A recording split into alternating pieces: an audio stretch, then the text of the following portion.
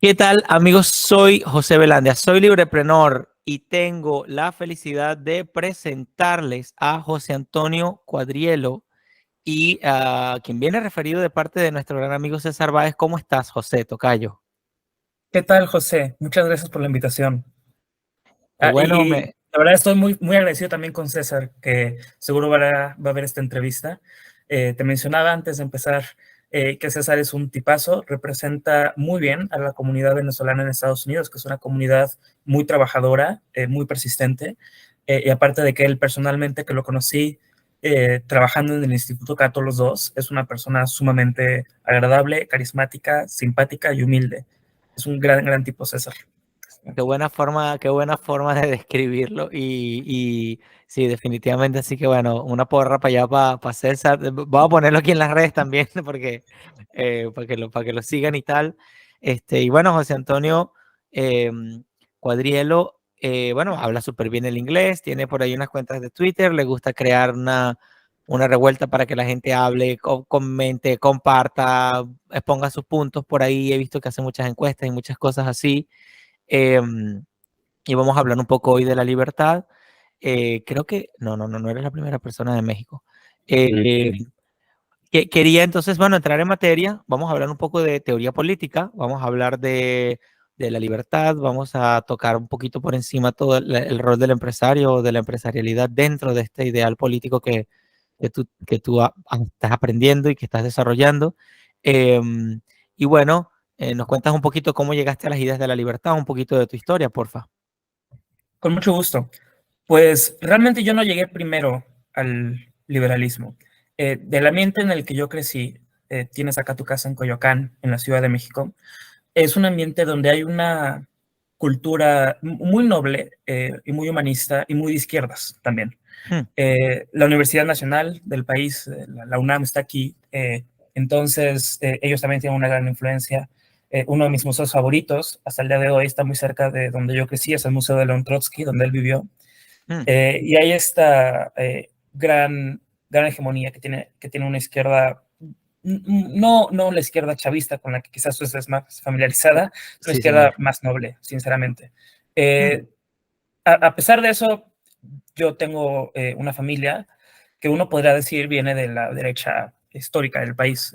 Tuve parientes, por ejemplo, que invitaron en el siglo XIX a Maximiliano de Habsburgo a Ok. formar el Segundo Imperio en México, ¿no? Que en la narrativa oficial, y estoy moderadamente de acuerdo, pues son los traidores al país, los que Ok. fueron a Europa a buscar un emperador, ¿no? Tuve familiares también que participaron en la Guerra Cristera en los años 20 aquí en México del autoritarismo anti-cristiano de Calles, O sea, que participaron en la... o sea que algunos familiares tuyos fueron los que fueron cristeros de defender. Fueron cristeros, pero no de armas, no campesinos, más bien cristeros relacionados a la Liga de Defensa de Libertades Religiosas, que eran Wow, más que eran cristeros de la clase media urbana.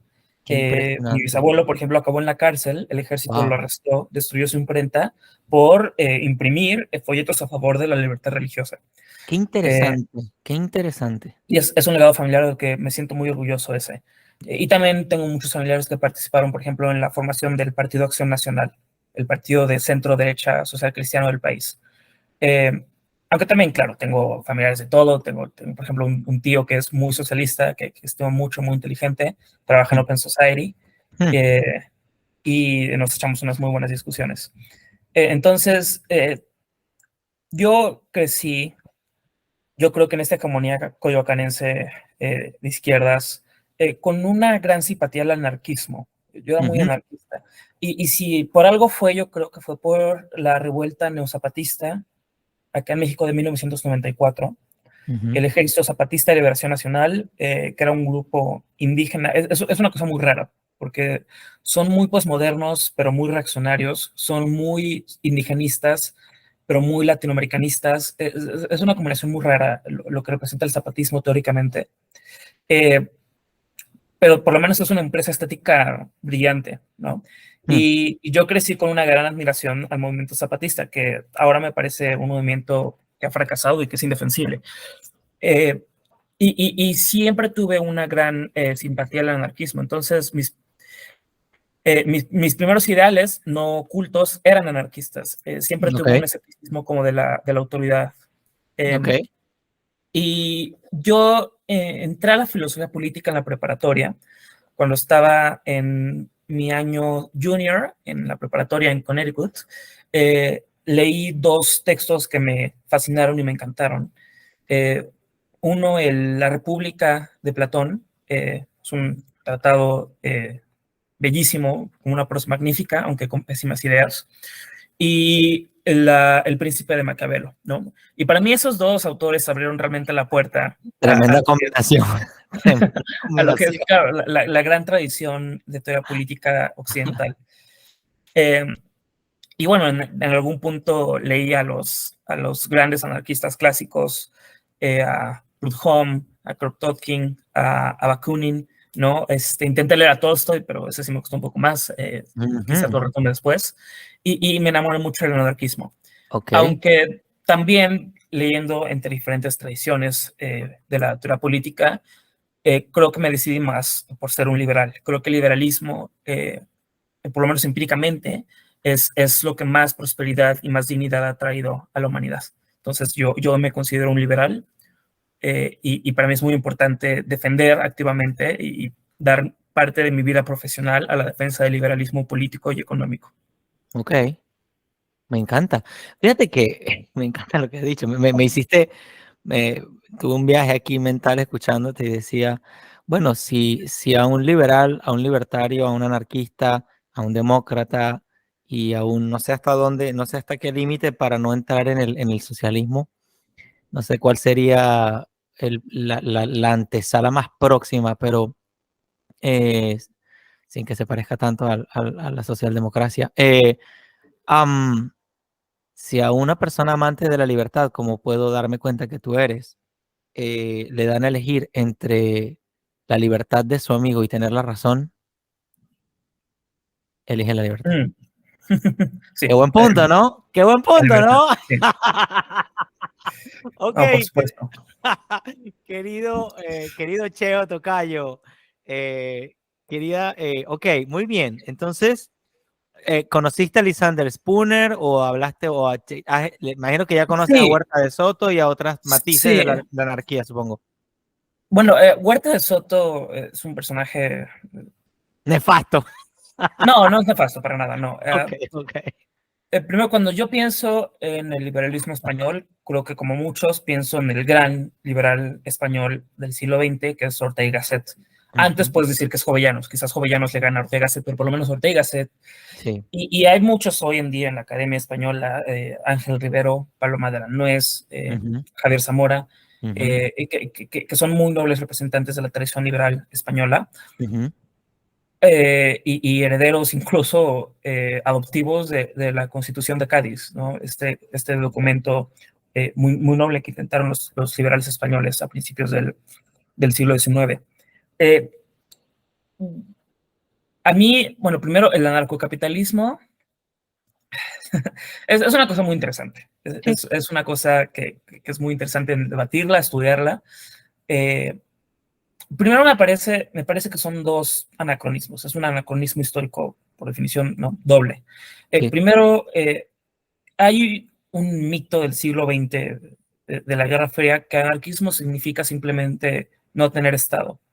Pero esto no representa realmente lo que fue el anarquismo tradicional, clásico, y lo que los grandes pensadores anarquistas han sostenido, ¿no?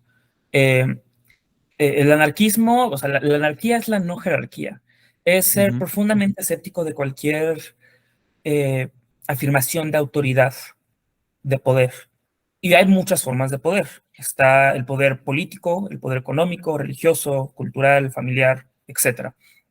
Entonces, los anarquistas, que yo considero, cuando yo digo el anarquismo, lo que pienso, no es alguien nada más que quiere desaparecer el gobierno con un rayo privatizador, como lo quiere hacer Murray Rothbard.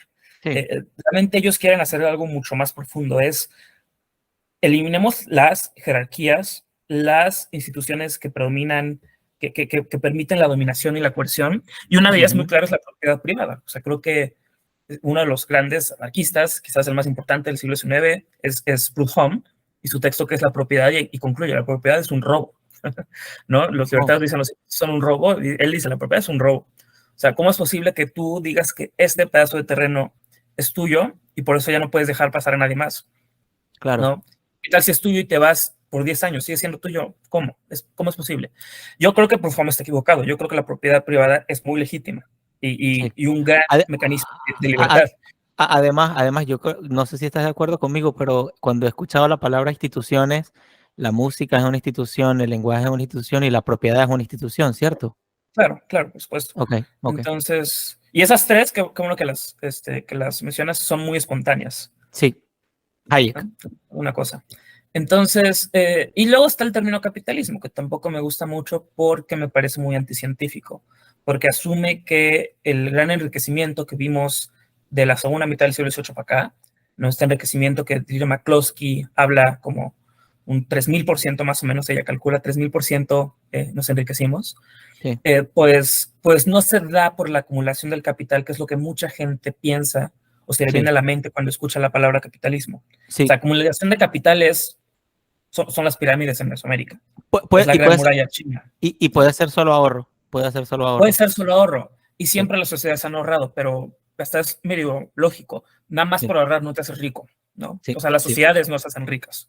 Es la innovación. Eso es lo que me encanta del trabajo de gente como McCloskey. La innovación es realmente lo que enriquece. Eso es un desacuerdo que yo tengo con gente como Huerta de Soto o Miguel Ángel Bastos. Miguel Ángel Bastos. Pienso que ellos le llaman función empresarial o empresarialidad. Yo prefiero el término innovismo. ¿No? La innovación es lo que enriquece. Y me gusta porque, o sea, no son palabras contradictorias, ¿no? Pienso que es una forma de tomarlo, porque me parece que tanto el lenguaje como la música como la propiedad han sido objetos o fenómenos de estudio serio para quienes han querido estudiar seriamente la libertad y bueno, la política, la sociedad, lo que sea. Y la innovación, de hecho, yo tengo una sección en Librepreneur que se llama Innovando, que fue un proyecto que también tuve y tal. Coincido contigo que, de hecho, si te gusta la innovación, te recomiendo fuertemente que eches un vistazo a algo que se llama, si es que no lo conoces ya, que se llama Design Thinking. Todo lo que sea Design Thinking, todo lo que sea Agile Development, que es desarrollo ágil y todo eso, todas esas técnicas, Growth Hacking y todas esas cosas. Hay una serie de cosas del mundo empresarial que es precisamente en ese proceso de descubrimiento que nunca se acaba, que todo esto bueno, algunos lo quieren llamar función empresarial, que me encanta llamarlo así, pero la innovación definitivamente, de hecho, ¿cómo se llama? Antonio Escotado dice que la innovación es como que lo que marcó el antes y el después de la sociedad clerical militar versus la sociedad, no sé, empresarial, libre, capitalista, la movilidad burguesa, sí, la movilidad social. Yo creo que una palabra que hay que rescatar es la de la burguesía y hablar de las virtudes burguesas. Si hay una función empresarial, es la que hacemos los burgueses. Y es un término que muchos usan de forma peyorativa, muchos marxistas usan de forma peyorativa, ¿no? Bueno, es que todo. Pequeño burgués. Es que todo, y déjame, es que perdóname que tenga que meterme en decir esto, pero me encanta el momento para decir lo siguiente, es que precisamente estas personas que atacan a la libertad y a la empresarialidad nunca ofrecen argumentos, solo ofrecen conclusiones y calificaciones. Por eso nuestro querido Antonio Escotado le gustaba cuidar tanto el uso de adjetivos y él prefería utilizar sustantivos, artículos, para dar con el asunto, dar con el fenómeno, para ser serio en describir las cosas, porque precisamente, fíjate, tú acabas de dar con el punto esencial de lo que es ser un burgués, o yo con la innovación, o cualquier otro con la empresarialidad, y precisamente son las palabras que usan en nuestra contra, precisamente. Capitalismo no gusta porque es usada en nuestra contra. Por eso, porque son años de propaganda, décadas, si no son siglos, de usar esas palabras en contra nuestra y nunca un razonamiento. Bueno, no sé, de pronto estoy siendo muy audaz o muy atrevido diciendo estas cosas. Sí, pero... yo no iría tan lejos como tú vas, porque yo creo que el mejor científico social del siglo XIX es Marx. creo que fue una persona muy brillante y como científico social extraordinario, se equivocó en todo, pero bueno, Claro, eso es aparte. Eh, claro, claro. eh, la cosa del término burgués es, bueno, por ejemplo, las definiciones marxistas ahí yo creo que me parecen débiles, Sí. porque Porque, estrictamente Messi es un proletario porque y la señora que sencillamente, tiene un restaurante es una burguesa. sí, Pero y porque no son afirmaciones que vienen de la experiencia, son afirmaciones que vienen de calificar. ujú. ¿Me explico? Entonces, Perdona, y me doy cuenta que todos estos austríacos defienden un método como una alternativa. Yo no digo que sea la única que todo el mundo tenga que someterse, pero la ciencia o estudiar, el hecho que tú trabajas o estás precisamente estudiando, sigue un método el que te lleva a concluir algo o acercarte a una verdad, a una realidad que la estás descubriendo en el tiempo y por eso leemos a los gigantes y decimos también este señor que se llama, ¿cómo es que se llama? El que habla de la contracrónica y la contra, este español, Díaz Villanueva, Fernando Díaz Villanueva, que tiene este programa que siempre revisa un poco la historia hacia atrás. Una de las cosas que repite es que la historia uno la entiende 20 años después de de que pasó la cuestión, o al menos, ¿no? No es que sea un dogma, pero a mí me pasó también como venezolano, incluso está pasando, ¿no? Yo viví los 20 años, casi que los 20 años del chavismo completitos, y ahorita empieza a tener sentido para mí todo lo que pasó. Luego de que, o sea, lo viví en tiempo real, con todos los pájaros haciendo ruido de que todo era bien, de que no sé qué, vamos a regalar, vamos a expropiar, vamos a hacer esto. Y bueno, claro, porque me interesé por otras cosas y por las ideas de la libertad pude descifrar un poco lo que pasaba, pero incluso pasan los años y tú empiezas a ver, oye, entiendo lo que pasó, bla, bla, bla. Perdona que te he interrumpido, no te quiero interrumpir más, perdón. o sea, este, sobre el término burgués, yo creo que es muy importante rescatarlo.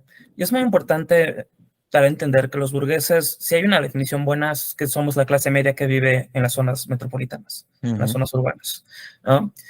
Eh, por lo mismo, muchos marxistas, aunque no lo quieran reconocer, son burgueses. Yo creo que hay un riesgo también sobre esto del anarcocapitalismo, que me parece una cosa muy interesante.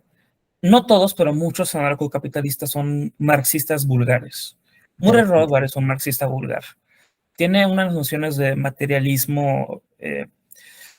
Hombre, una de las entrevistas que escuché antes de tu invitación, tuyas, a, a una muchacha mexicana, tiene esta noción de que la defensa del Estado, por ejemplo, nada más refleja los intereses materiales de los que se benefician del Estado.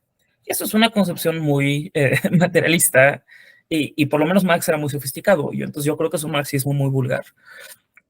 Eh, eh, los, los que defendemos cosas no lo hacemos nada más por interés material. Eh, yo no soy materialista, creo que el materialismo es un error en la filosofía de la historia, creo que ya no es tomado muy en serio y podemos entender que hay unas defensas que vienen de principios, que vienen de ideas. Yo en Ujú, todo caso soy muy idealista, creo que las ideas son la primera cosa que determina el movimiento del mundo. La innovación son ideas interesante. aplicadas. Sí, señor. ¿No? Entonces, eh, por ejemplo, hablan mucho también los anarcocapitalistas de los políticos como ellos. Y algo muy importante es entender que nosotros somos políticos. O sea, yo soy muy aristotélico en eso. Y lo que separa a los humanos de, del resto de los animales es la profundidad en la que hacemos comunidad política. O sea, tú, José, eres político, yo, José, soy político, cualquiera que esté escuchando este podcast es un político, ¿no? Somos animales políticos. Sí. Entonces, nada más descalificar a la clase política como entender el senador o el presidente o el candidato, me parece un sinsentido. Eh, Claro, y refleja mucho este marxismo vulgar que tienen algunos libertarios.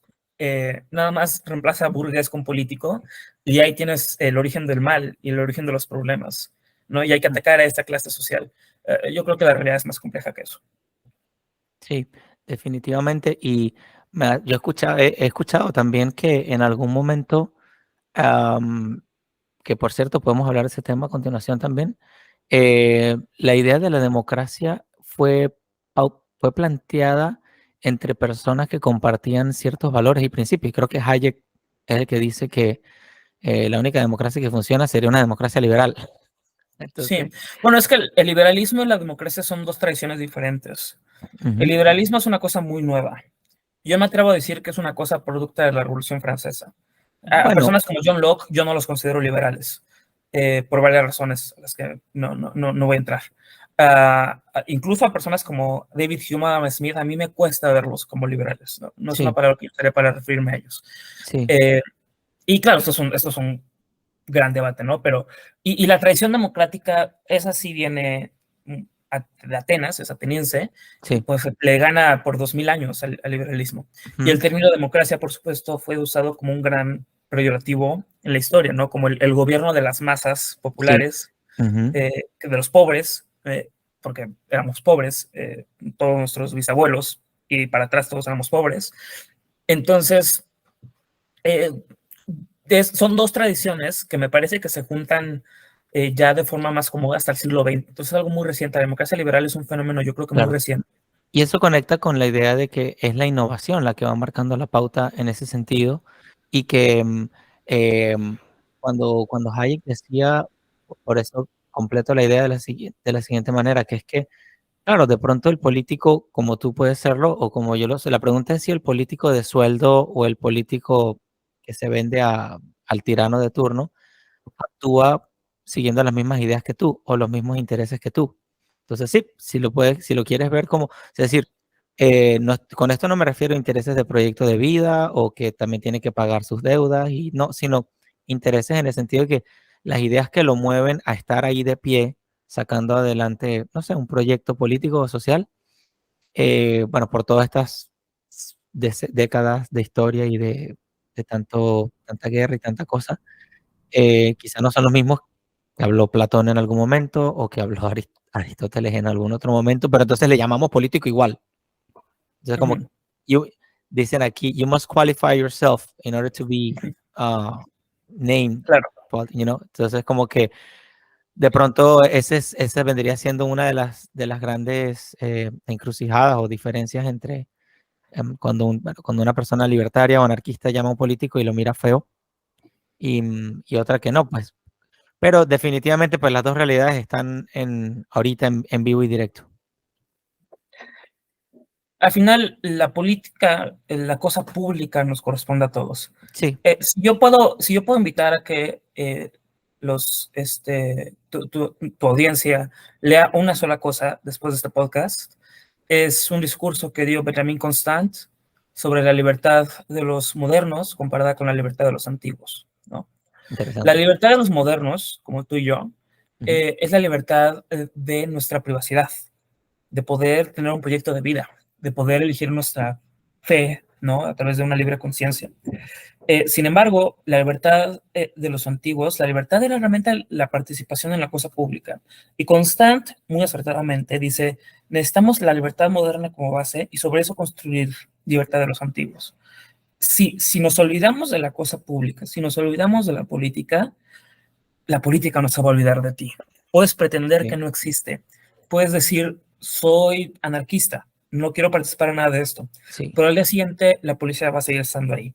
Los ejércitos van a seguir estando ahí y van a seguir afectando tu vida. Pasó en Venezuela, pasó en Venezuela, pasó en De hecho, Venezuela. la propuesta agorista de los anarcocapitalistas, que me parece una cosa, insisto, interesante, pues ya existe en América Latina, es muy común, se llama economía informal, o si se Ujú, refiere a la gente, es la economía informal, punto, ¿no? Y la gente que trabaja en la economía informal, quizás con la excepción del crimen organizado, es pobre. O ujú. sea, para mí el agorismo no es una alternativa seria. Yo lo que veo como serio es una economía formal en la que los ciudadanos tengamos la libertad y el deber cívico de participar en la cosa pública. Ok, no, está muy bien. Ahora, claro, no, habrá que, definitivamente se ve, al escucharte hablar, se ve el contraste versus los que actualmente están ocupando ese lugar en este momento y en esta realidad histórica. Y quiero salvar un poquito algo que dijiste hace rato, cuando hablabas de la libertad religiosa. No sé, ¿te gustaría mencionar en un minutito, ¿por qué crees que es importante la libertad religiosa? Bueno, hombre, la libertad religiosa es uno de los pilares del liberalismo. Yo soy una persona de mucha fe, soy católico, eh, y creo que hay cosas muy hermosas de la Iglesia Católica, de las que me puedo sentir muy orgulloso. Una de esas es que son uno de los principales arquitectos de lo que es ahora México. Ujú, Eh, Pues la libertad religiosa realmente es básica. Hoy hay dos amenazas contra la libertad religiosa en donde yo vivo. Una es la de los postliberales integralistas, ujú, que son católicos que de facto están rechazando las enseñanzas del Segundo Concilio Vaticano, ujú, que están rechazando el documento de dignidad humana y que piensan que la libertad de conciencia nos está llevando al hedonismo y al quiebre social, y me parece que son enemigos de la libertad de estas personas, que están equivocadas y que hay que ujú. responderles. Eh, y por supuesto, los gobiernos no suelen ser amigos de las religiones. Tocqueville, Alexis de Tocqueville, el gran pensador francés Te iba a aristócrata preguntar del siglo sobre él. XIX, él habla de forma muy sociológica sobre cuál es el impacto de la religión en la democracia de los Estados Unidos. Ujú, Una de las cosas que dice y que me parecen fascinantes es que una sociedad secularizada es una sociedad a la que la tiranía se le presta más. Porque cuando uno tiene una concepción divina, mm, eh, sabe que hay algo por encima de uno, ¿no? ujú, Sabes que no eres Dios y sabes ujú, que te tienes que someter. ujú. Eh, y el tirano, pues sí le puede incomodar esto, o puede nada más moldear la religión para, como lo hacen el autoritarismo de Putin con la Iglesia Ortodoxa, para que se acomode al servicio del gobierno en turno, ¿no? Del Mm. tirano en turno. Pero, por supuesto, a ver, la libertad religiosa es fundamental. Yo no puedo apoyar jamás a un gobierno que no apoya la libertad religiosa. Bueno, me siento afortunado de vivir en países donde la puedo practicar. Muy interesante. Y, bueno, y me encantó. Yo vi la película de Los Cristeros, no he leído al respecto, pero he visto la película y estuvo muy, muy chévere, muy, muy buena. Y claro, entiendo las razones, los motivos, las fuerzas que se estaban enfrentando y cómo, o sea, fíjate, ¿no? O sea, es la libertad para, bueno, para, en este caso, para amar a Dios, pero que es indispensable. O sea, que incluso yo pudiera estar amando a Dios, pero obligado, y entonces se Sí, desvirtúa la cosa porque y tiene que eso ser en libertad. contamina la autenticidad de la fe de una Exacto, persona. El exacto. gobierno de Irán es un gobierno autocrático que impone Ujú, una visión del Islam a sí. millones de personas, y el resultado, según las últimas encuestas, es que por lo menos un cuarto de la gente es atea o es secular, ¿no? Tenemos gobiernos en Europa, incluso los gobiernos nórdicos, por ejemplo, que financian las iglesias, y las financia y nadie va. Mm, Uno va a una iglesia en Estados Unidos o en México, y pasa el cesto pidiendo dinero, ¿no? Y va uno a las iglesias en Europa y no hacen eso. ¿Por qué? Porque son financiadas con el Estado. Eso me mm. parece un gran error, y definitivamente contamina la autenticidad de la fe. Bueno, es Ah, que desde un principio, los que han leído cualquier historia de Navidad te cuentan que lo primero que mandaron fue matar al niño y no lo mandó a matar el vecino, sino el político de turno, ciertamente. sí, sí. Es que se repite la historia siempre. Claro, una hipótesis que es muy popular entre varios tuiteros libertarios cristianos es que el cristianismo causó liberalismo. O sea, Esa es bueno, una hipótesis de la que yo soy profundamente escéptico.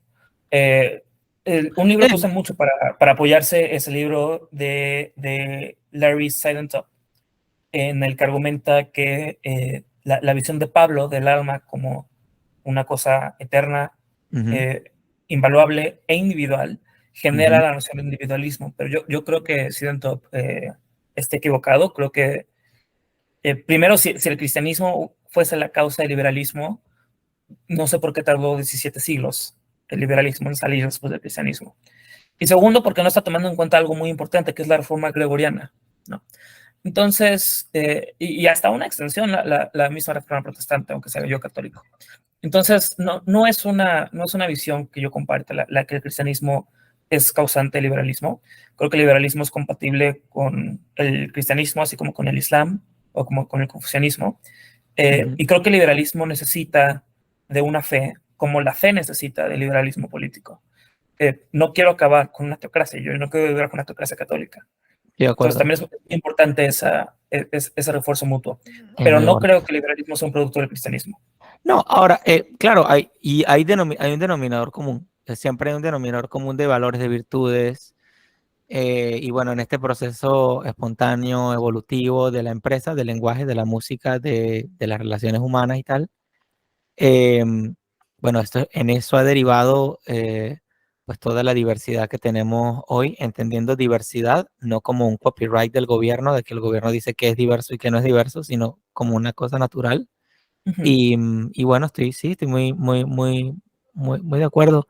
Em, Ahora, quiero, quiero darle aquí un espacio, así como te hice la pregunta sobre la libertad religiosa, ya que has estudiado la política, la teoría política, la filosofía política y tal, ¿qué rol o sea, qué importancia le das al emprendedor que has descubierto tú como un patrón importante, un actor importante en tu esquema de política y de sociedad? ¿Cuál es el rol del emprendedor o del empresario?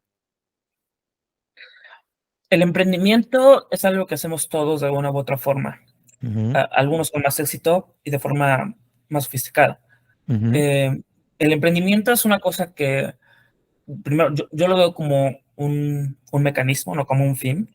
ujú, Eh, pero es una cosa muy importante porque lo que simplemente hace, y lo que me gusta de los liberales, es que maximiza nuestra libertad de mm. autonomía personal, ¿no? Qué bello, El me hecho de que encanta. tú en Florida y yo ahora en la Ciudad de México podamos hablar es una cosa impresionante.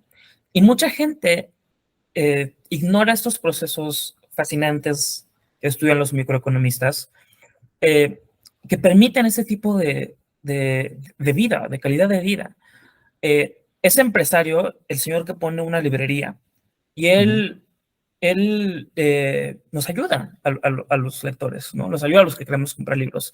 Ese empresario, el señor que pone un restaurante.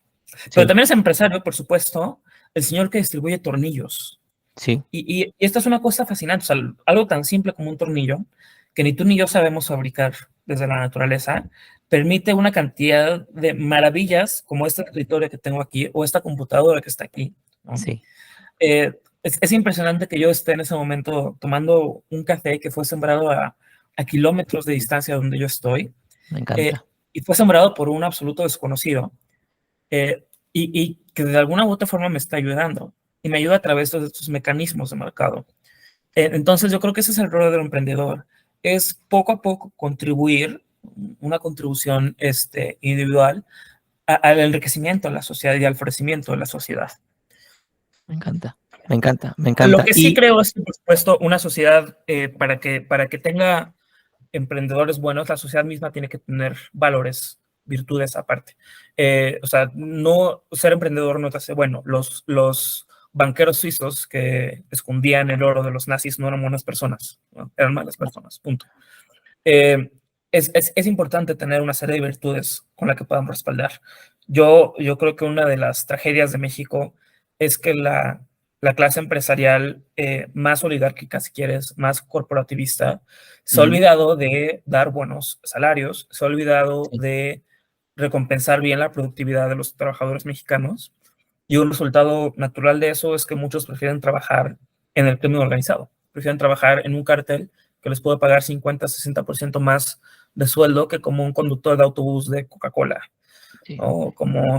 O sea, sí, el empresario debe de entender, ¿no? que es parte importante de la sociedad y no solamente nos va a ayudar dando el servicio al producto.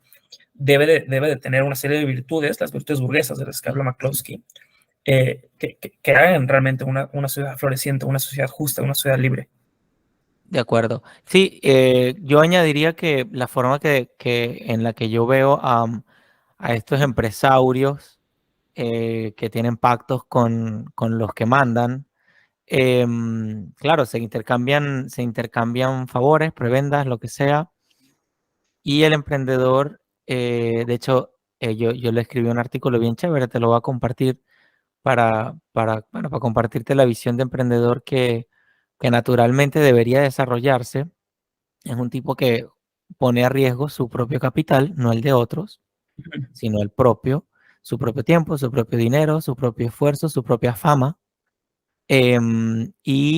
Por eso, pues lo quiera o no, desarrolla virtudes, pero es definitivamente otro estilo de emprendedor o otro estilo de empresario, ¿no? No aquel empresario que únicamente está buscando el dinero, sino el que está definitivamente encontrando dinero a través de entregar valor a la sociedad.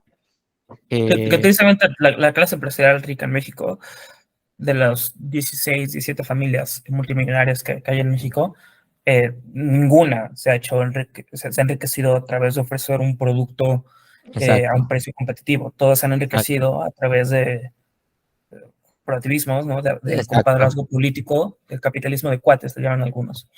exacto. Incluso un multimillonario, Ricardo Salinas Pliego, que se dice eh, liberal, es una persona que se ha enriquecido profundamente a través de contratos directos con los presidentes en turno. Eso a mí me parece trágico y algo que hay que combatir. Estoy de acuerdo, estoy de acuerdo. Y claro, es verdad, el empresario. Ahora, como comentabas, la idea de la innovación, no sé si ya lo mencionaste aquí en la entrevista, ¿cuál sería tu concepto de innovación para que las personas se interesen en la idea de la innovación? Bueno, Aparte, hay innovación buenas y hay innovaciones malas. Innovación buena es la que hace Beethoven en la tercera sinfonía y ujú, crea en todo una tradición sinfonía, de música sinfónica romántica bellísima. Inf- Innovaciones malas son las que hace, en mi opinión, pues, Taylor Swift o Bad Bunny. claro, Eh, bueno, innovaciones claro, musicales que no me gustan. Eh, Realmente la innovación, o sea, si le interesa a la gente innovar, es muy simple. ¿Qué en tu día a día puede mejorar tu vida? ¿No? claro, O sea, ¿cómo hacer, por ejemplo, para que una pluma no se te traiga la tinta en la mano? Estas cosas tan estresantes. sí, Eh, Ese tipo de innovaciones pequeñas son realmente las que nos enriquecen. Si alguien está interesado en participar en los procesos de innovación de la sociedad, del mercado, ujú, es muy importante saber eh, qué es lo que necesito mejorar, qué necesita mi comunidad, qué necesita en términos, por ejemplo, de infraestructura de agua, ¿no? ¿Qué necesita en términos auditivos? ¿Cómo mejorar tal micrófono? Mucha gente piensa que la innovación tecnológica nada más son los celulares, esto es falso. Innovación puede ser cómo mejorar un mueble, ¿no? Cómo ujú. mejorar la imprenta de libros, ¿no? Cómo mejorar el cartón para que contamine menos. Todo eso son los procesos de innovación, no nada más el celular. Me suena bien, me suena bien. Bueno, y pienso que también eso va con el proceso evolutivo de la gente, de que cada vez sea más capaz y menos dependiente de un gobierno que le diga qué hacer, cómo hacerlo, cuándo hacerlo, bla, bla, bla, bla, bla, bla. Eh, y bueno, definitivamente conecta con la libertad. Eh, Veo que te gusta Tocqueville y Mucho. ¿puedes decirnos un poquito así en líneas generales, quién fue Tocqueville y por qué fue tan importante? Alexis de Tocqueville es, en mi opinión, el pensador liberal más importante del siglo XIX. Ok. Tiene dos grandes obras.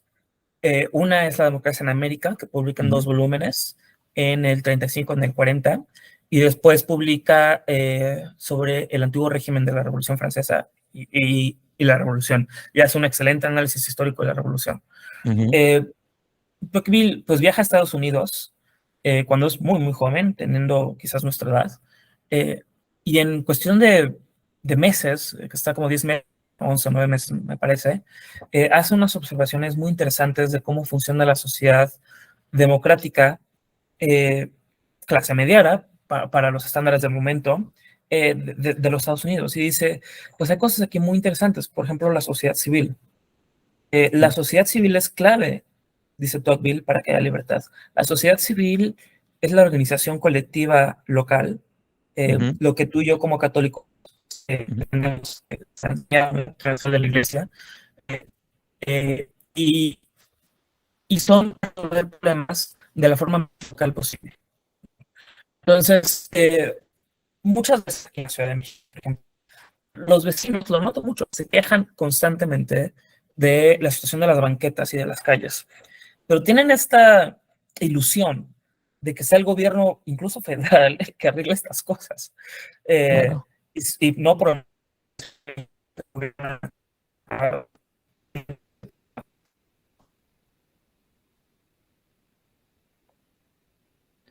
Observa el papel de la sociedad civil, observa el papel de la organización colectiva local y dice, estos son instrumentos importantísimos para preservar la libertad. Otra cosa que observa Tocqueville es la forma en la que la democracia afecta nuestra vida diaria. Y es en todo caso un escéptico, crítico y amigable de la democracia liberal. No es una persona que piense, dice Eduardo Blanco, me parece, no importa, no es una persona que piense en una velocidad. Él tiene una visión muy penetrante de la sociedad, hace una muy buena sociología, hace una muy buena ciencia política, hace una muy buena teoría política y entiende, por ejemplo, cómo la democracia va a afectar nuestra vida familiar, ¿no? Cómo la democracia va a afectar la literatura, cómo la democracia afecta el estatus. Él como aristócrata, esto le fascina y yo creo que invito a la gente, creo que Tocqueville es un gran teórico, ojalá le puedan dar una leída, es un poco amplio su texto de Democracia en América, es un libro así, pero tiene también una maravillosa prosa, estos franceses que escriben tan bonito, entonces yo invito a que la audiencia le dé una leída. Me encanta, sí. Sí, tengo también nociones de quién fue Tocqueville y de cómo hizo ese experimento, lo cual lo hizo un emprendedor en ese tiempo, porque se lanzó a esa aventura. Eso es parte de la innovación. Él introdujo, no digamos como alguien que implementó algo, pero sí alguien que encontró, descubrió algo y bueno, introdujo su libro, ¿no? Su obra y, no sé, 100 y pico de años después la estamos leyendo acá nosotros. Y tomándolo en cuenta, bueno, me parece fantástico. Ahora, a ver, ya vamos a ver qué otra cosita se me está escapando por acá. ¿Qué errores podemos evitar? ¿Cuáles son errores que tú ves que deberíamos evitar para que de verdad la libertad, para que la libertad tenga un, un escenario, un lugar favorable? ¿Qué deberíamos evitar hacer? ¿O qué deberíamos hacer a favor de la libertad? ¿O qué evitar hacer para que la libertad tenga una posición favorable ahorita? Bueno, uno muy claro es el dogmatismo. El Mm, dogmatismo es un gran enemigo de la racionalidad política ujú, y hay una razón por la que generalmente la moderación trae más estabilidad y trae más prosperidad. ujú, Ser dogmático, y no significa tener principios que uno defiende con ujú, firmeza y con convicción, ujú, ser dogmático es darle fe a cosas que no merecen fe. Es ujú, dejar de pensar, realmente es dejar de pensar. ujú, Eh, y el movimiento libertario en América Latina me parece que tiene pues jóvenes que llegan muy entusiasmados porque llevan 1 año, 2 años estudiando a estos autores y creen sinceramente que ya encontraron la solución a todos los problemas. Eh, la cosa es que la solución a los problemas es un descubrimiento constante, los problemas son nuevos. Eh, podemos leer, y les pido, ¿no? Lean a Adam Smith o a Mary Wollstonecraft, pero no van a resolver ellos los problemas que tenemos en nuestra vida constante. Y creo que el dogmatismo es un riesgo. Por ejemplo, la Escuela Austríaca de Economía, ¿qué es? Pues una serie de propuestas metodológicas para hacer economía. Así de simple. A mí me parece muy interesante que haya mucha gente que se considera austriaco cuando ni siquiera es economista. Me habla de que no entienden lo que están diciendo, ¿no? Estudias Derecho y te consideras austriaco, híjole, perdona, pero estás muy perdido. Y si te vas a considerar austriaco, yo creo que lo que es intelectualmente honesto es, voy a hacer un análisis comparativo de las diferentes propuestas metodológicas que ofrecen distintos economistas ujú, y voy a ver cuál se acerca más a la verdad empírica, ¿no? O sea, voy a probar las metodologías y voy a decir cuál me sirve más para explicar los fenómenos económicos. Yo no soy economista, ¿no? Entonces, yo creo que una persona que quiere abanderarse una escuela de economía, ve más despacio, sé más prudente. Primero, literalmente estudia economía, ¿no? Es lo mejor, estudia economía primero. Después, ve comparando, ¿no? Cómo diferentes economistas han hecho propuestas para estudiar economía. Y di, bueno, esto me parece más razonable, más sensato. Por ejemplo, hay los pocos austriacos economistas que hay hoy la academia, están muchos en la Universidad de George Mason, donde ahora está trabajando nuestro amigo César, en el Centro Mercatus. Ninguno de ellos tiene la aberración a los métodos cuantitativos que tiene gente como Mises. Realmente eso ya es algo muy superado. Y yo después todavía encuentro muchachos de 19, de 20 años que dicen, lo mejor es no usar matemáticas en la economía porque no podemos cuantificar las preferencias de las personas. Entonces, o sea, están vomitando esquemas, están repitiendo eslóganes. No sean panfletarios, es mi consejo, ¿no? Estoy de acuerdo con no ser panfletario y quizá una de las cosas que me mueve a mí a hablar de emprendimiento es invitar a todo el mundo a que emprenda, porque bien sea como hizo Tocqueville, que fue un emprendedor de la libertad, porque quiso saber la libertad, cómo vivían los países libres y se puso a ver la democracia y vio la vaina, ok, esto funciona así, mira, la democracia funciona aquí por esto, tal, emprendió y fue un proceso de descubrimiento, poco le importaron los números. Ujú. Eh, Sí, pero ahora, bueno, él no era economista, voy era... para allá, voy para allá, voy para allá, voy para allá, voy para allá. No hace falta ser economista porque precisamente, imagínate que hicieran el Ministerio de la Libertad, el cual es el único capaz de decir qué es libertad y qué no. Ujú, Entonces, voy allá. Em, lo que quiero completar de lo que has dicho es que el método precisamente busca algo. Hace poco estaba hablando con un amigo cubano que lo subí hace poco, lo subí ayer. Creo que la entrevista la tuve ayer. Entonces, claro, después de tantas entrevistas y tantas conversaciones que he tenido con tantas personas de tanta diversidad, lo que me encanta, pero con una vena fuerte de elegir la libertad como lo primero, ¿no? Y la libertad tiene consecuencias, quedarse en tu casa tiene consecuencias, no hacer nada tiene consecuencias, salir a la calle tiene consecuencias, escribir un libro tiene consecuencias, mandar Twitter tiene consecuencias, no hacerlo tiene consecuencias. La pregunta es, ¿pagarás el precio de tus consecuencias? Entonces, la libertad se impone ella misma, no que yo se la impongo a otro, sino que ella misma ujú. se impone. Ella misma te dice, ok, elegiste esto, paga el precio. ¿No lo quieres pagar? Ok, eso te traerá otro precio. Interés compuesto acumulado. Te va a venir la cosa más complicada, ¿no? Sí, lo que Entonces, los economistas llaman costo-oportunidad. claro, pero claro, sin querer encajarlo exclusivamente, es decir, no es, el economista no es el único que puede hablar de economía en el sentido de que tiene el derecho reservado exclusivo para eso, y precisamente eso es uno de las grandes, no sé, desgracias de la ciencia económica. Lo mismo pasó con Viktor Frankl. ¿Sabes quién es Viktor Frankl?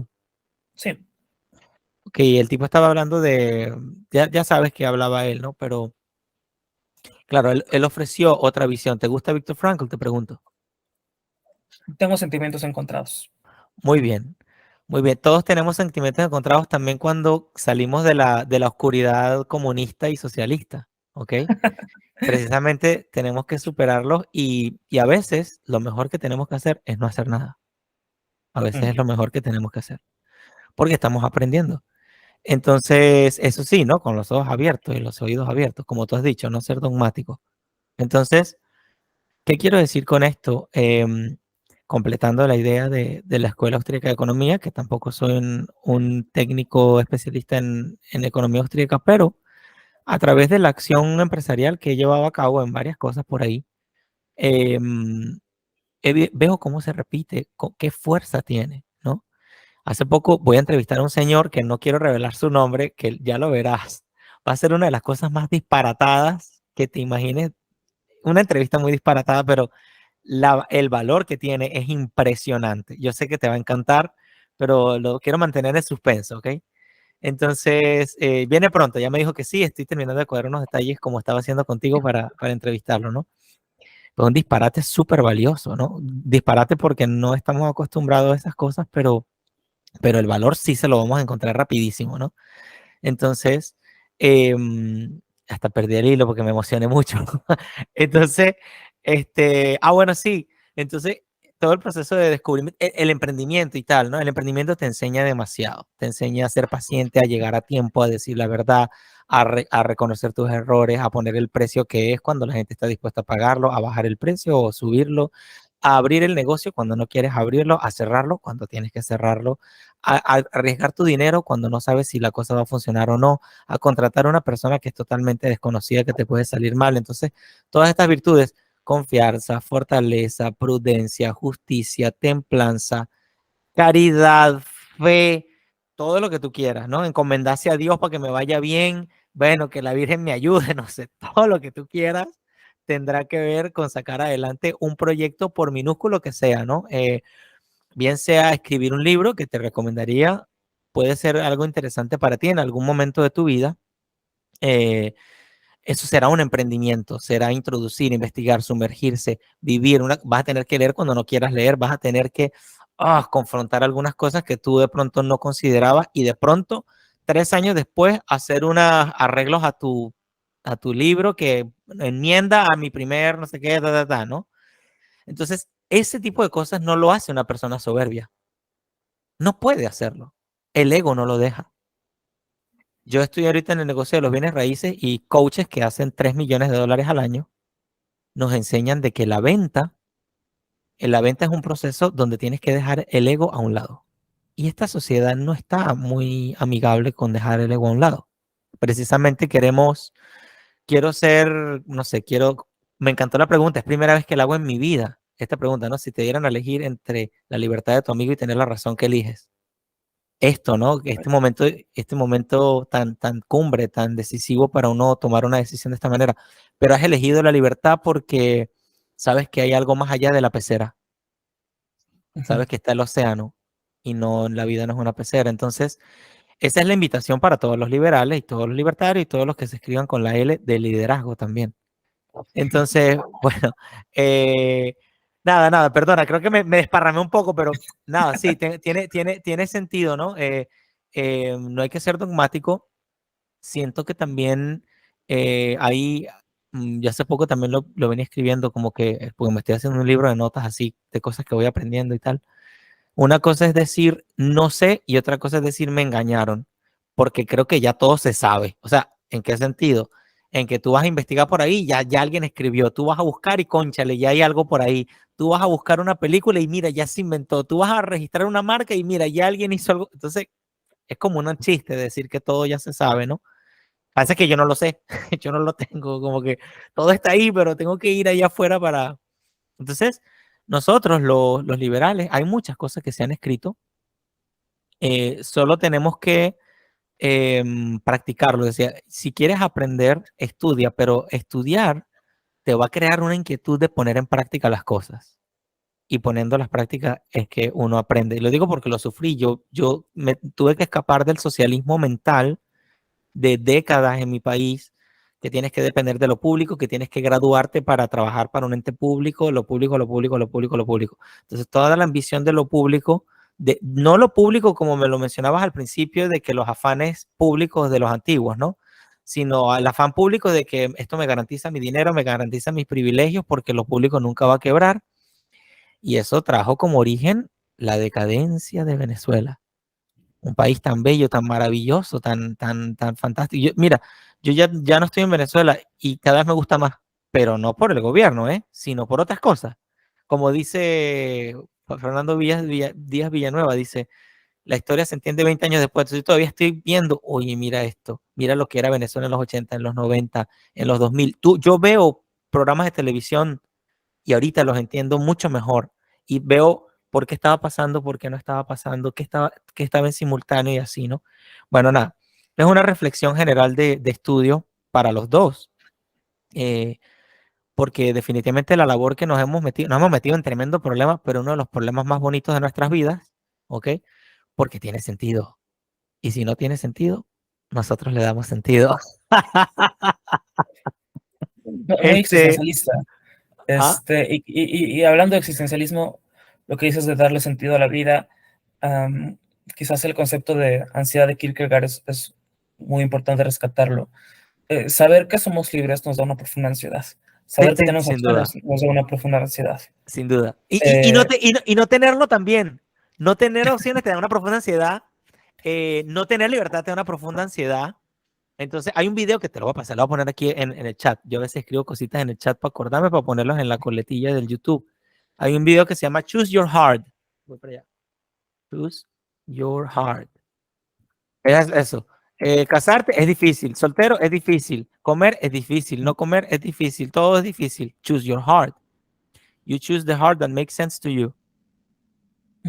Y por último, creo que esto vendría siendo cómo le hablamos a nuestros amigos de la libertad. Nosotros nos estamos haciendo amigos acá, hemos hablado de libertad. Yo soy anarcocapitalista todo loco. Tú eres un liberal de los que tú decías que nosotros criticamos de Steve socialdemócrata, y mira los buenos amigos que somos. ¿Cómo le podemos hablar a nuestros amigos de libertad?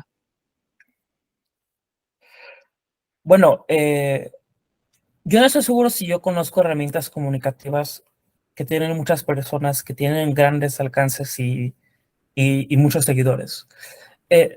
Sí, hay una cosa que para mí es muy importante, es rescatar la estética. La estética es... A ver, el socialismo tiene una empresa estética maravillosa, ¿no? Es precioso tener una taza con la estrella roja. Es precioso tener banners en tu cuarto de la resistencia contra el neoliberalismo. Todo es muy bello. Ojalá los liberales tengamos opciones así. Los artistas, pocos son liberales. Beethoven fue liberal. Hace mucho. Necesitamos volver a tener artistas liberales. Necesitamos tener arquitectos liberales, músicos liberales. Cine liberal, ¿no? Que los cineastas puedan transmitir valores liberales a través de su cine. Es un requisito para poder convencer los sentimientos morales, dirá Adam Smith. Ahí es donde queremos llegar, a los corazones de la gente, a sus sentimientos morales. Me encanta. Y por supuesto, si alguien está más interesado también en la tradición intelectual, eso es una cosa fascinante, porque bueno, la tradición liberal y la tradición libertaria, que yo sí haría una distinción pequeña entre las dos, sí. Tiene una riqueza profunda. Por ejemplo, los libertarios del siglo XIX en Estados Unidos eran socialistas. Es algo que puede caer un poco difícil a la cabeza de muchos en la audiencia, ¿no? ¿Cómo vas a ser libertario socialista? Bueno, ellos eran socialistas. Los libertarios que iniciaron en Inglaterra y en Francia, al contrario, eran más bien reaccionarios, conservadores en contra del socialismo. Entonces, ahí hay una interesantísima historia en la teoría política, que si alguien está interesado, yo estoy más que dispuesto de hablarlo uno por uno incluso. Me suena bien. Ok. Yo puedo decir que ha sido súper bien hablar contigo, y que sirva también de ejemplo para las personas que amamos la libertad. Y la libertad, signo de interrogación, que estamos siempre descubriendo a fondo, ¿no? Porque no es como un vaso que ya tengo aquí una botella de libertad, tengo aquí toda la libertad en una botella, tienes aquí 5 para ti, 2 onzas para mí, y así, ¿no? Es una cosa tan grande que nos supera, pero no nos supera tanto que no la podamos vivir, que no la podamos abrazar de alguna manera. ¿Qué puedes decir para cerrar, querido tocayo José Antonio? Bueno, si alguien desea contactarme, si alguien está en desacuerdo que el liberalismo es de la Revolución Francesa o que los libertarios de Estados Unidos eran socialistas en el siglo XIX, les pido que me contacten, que podamos hablarlo, de preferencia en persona, pero si es por videollamada también encantado. Los invito a que se introduzcan, se echen un clavado a esta bellísima tradición de la teoría política occidental, que lean a los grandes y muy buenos liberales que tenemos en nuestra tradición, ya sea Cucazas, ya sea Sarmiento, ya sea Mora, ¿no? Ya sea Lord Acton, o los liberales también contemporáneos, al quizás mejor pensador francés del siglo XX, que es Raymond Aron, o a la mejor pensadora del siglo XX, que es Judith Scarr. Realmente hay una bellísima tradición intelectual, muy seria, muy bien construida.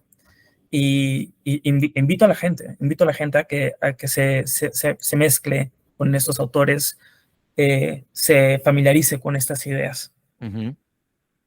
Me encanta, me encanta. Bueno, yo quiero agradecerte por tu tiempo, por haberte tomado sí, el gesto de permitirme compartir contigo, entrevistarte, hablarte y escucharte. Y bueno, vamos a compartir esto pues, por todas las redes y todo eso. La idea es que esto llegue a mucha gente, que vean que ahí el océano está fuera de la pecera. Nuestro amigo José también ha salido de la pecera y lo veo muy feliz nadando y ahora es que hay mucho más por nadar, ¿ok? Eso no se acaba, pero la verdad es que la estamos pasando bien. Hay una pregunta que yo siempre le hago a todo el mundo de qué utilidad le encontramos a las ideas de la libertad. Y, Sí, escuché esa pregunta que se le hiciste a los entrevistados ajá, anteriormente. Mi respuesta es que no me gusta esa pregunta, en lo ok, absoluto. ¿por No qué? me gusta esa pregunta, porque es una visión utilitaria de la educación. Y yo Ok, creo que la educación clásica, la educación de artes liberales en el sentido clásico, es una educación mucho más rica que simplemente una utilidad. La educación clásica es un fin en sí mismo. Leemos a ujú, Shakespeare, leemos a Cervantes, leemos a Jane Austen por el mismo bien que nos dan, sí, no por una utilidad inmediata. Seguramente las hay, pero no me gusta verlo así. Yo prefiero, dice Cornel West, uno de mis socialistas favoritos en la actualidad, que, que la educación en las artes liberales te enseña a morir. qué bonito, qué bonito. Yo lo veo así, ¿no? Adéntrate a leer a las grandes mentes de la historia, que tenemos muchas en Occidente, para Ujú, aprender a morir, para enriquecer tu vida, para saber vivir. me encanta. Entonces, no me gusta la pregunta. Bueno, ahora, fíjate, es que la vida está llena de preguntas incómodas, mi querido José, ¿ok? Y saber responderlas es nuestra tarea. Entonces, claro, muchas personas no tienen quizá tan pronta, tanta profundidad como tú acabas de responder. Yo quería atreverme a decir un poco sobre la utilidad que tiene al menos para mí, las ideas de la libertad, que no se quedan ahí, ojo, como dicen los gringos, ¿no? This is, this is very useful, but not limited to that, ¿ok? Es muy útil para mí es muy útil, pero no se limita a su utilidad. Quizás es cómo conciliar también con lo que has dicho.